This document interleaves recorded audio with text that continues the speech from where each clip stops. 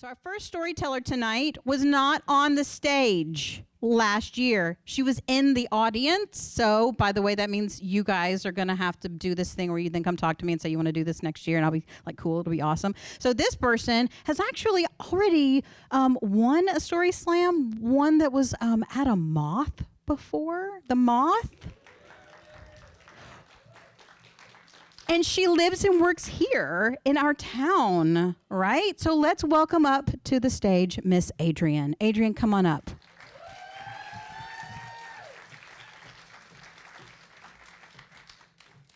When it comes to parents, I hit the jackpot. My parents are wonderful, warm people. My dad has a sense of adventure and fun. He's one of those people who likes to take something apart and put it back together again so he understands how it works. A scientist, one of his childhood dreams was to one day own a sailboat. Now, one of the things you have to understand about sailing is it's not like other boating. Driving a motorboat might be like driving a car, but sailing, it's like learning to do loop-de-loops in a biplane. You have to understand how all of the pulleys work. You have to understand how to capture the wind in the sails to move the boat forward. There's a lot of terminology to learn. Everything on the boat has a name. There's a winch and a wench. The wench is what my dad called my mother. There are ropes, but they're not called ropes on a sailboat. They're called lines. And each line has its own name based on the function it performs or the thing it's attached to. So for example, the main line is the one that pulls the main sail or the sail that's on the mast up the mast. And you do that often using the winch. And the wench, my mother, would often perform that task by cranking the winch handle, which is something you should remember for later.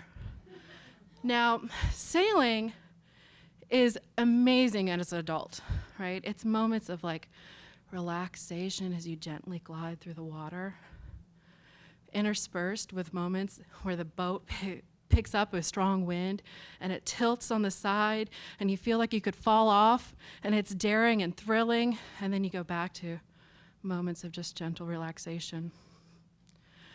But as a kid, it's really, really boring. You sit on the boat and watch other people racing by, tubing and skiing, and it's hot and there's nothing to do, and then the boat tilts and you're scared, and then you go back to being bored.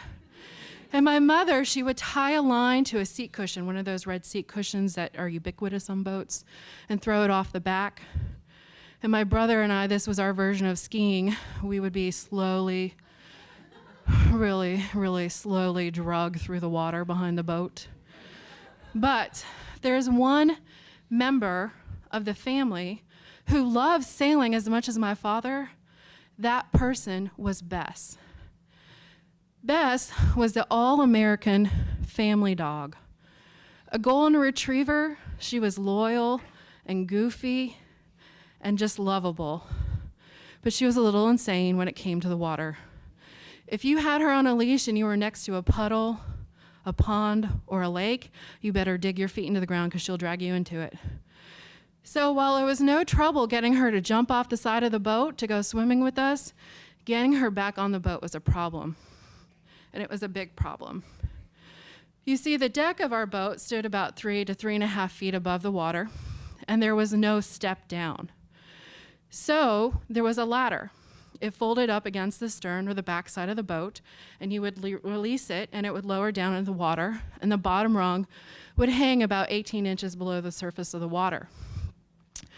So to get Bess back onto the boat after we all went swimming, my dad did a little research, and he found an adult dog large life jacket, which he altered using my mother's sewing machine by adding a handle onto the back. It was like a big yellow cushion on her back, and adding additional strapping under her stomach to support her spine and stomach. And she would swim up to the ladder, and he would pull himself up on it, and he would reach down with one hand, holding his other hand on the ladder, and grab that handle he'd added, and he would deadlift her all 50 pounds of her, up and over, down into the boat, the cockpit. Now, as Bess got older and my dad got older and she put on a little weight and my dad put on a little weight, this got harder and harder. And as you can imagine, it's not easy to deadlift a 50-pound wet, wriggling golden retriever. So they began to look for other solutions of how to get her on the boat. They brought the canoe to the lake, and they tried swimming it to shore, loading her on shore onto the canoe, and then paddling it back over and pulling it up alongside the boat. But if you've ever stood up in a canoe, they have a tendency to tip. So my parents decided this was inherently dangerous and decided not to do that anymore. I'm not sure how the next idea occurred to my father, but he talked it through with my mother, and they put the plan into action. So one weekend, we pulled over to a quiet cove. We all went swimming, and then he got in position, and the rest of us did too. He was in the water with Bess.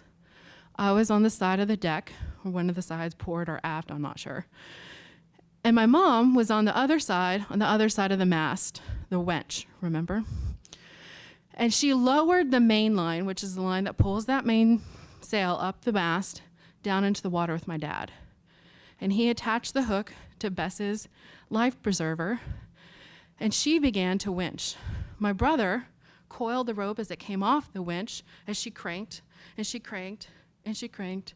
And I stood at the side of the boat, watching Bess slowly rise out of the water. And she rose, and she rose, and she rose. And my mother winched, and she cranked that winch. And a jet ski came close by, and she couldn't hear us yelling stop. And so she kept winching and winching. And suddenly Bess and I were eye to eye. She was hanging about 5 feet off the top of the deck.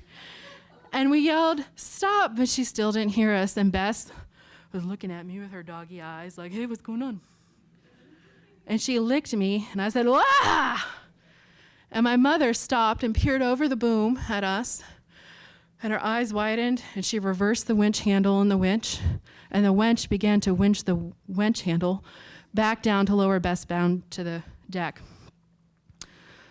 My parents never did that again. They were worried about the stories that might get around the lake about the couple who hoisted their dog up this mast. But it became a beloved story in our family, a story about Bess and about our good times at the lake. And I think it was also a story about the lengths my parents would go to for someone they love.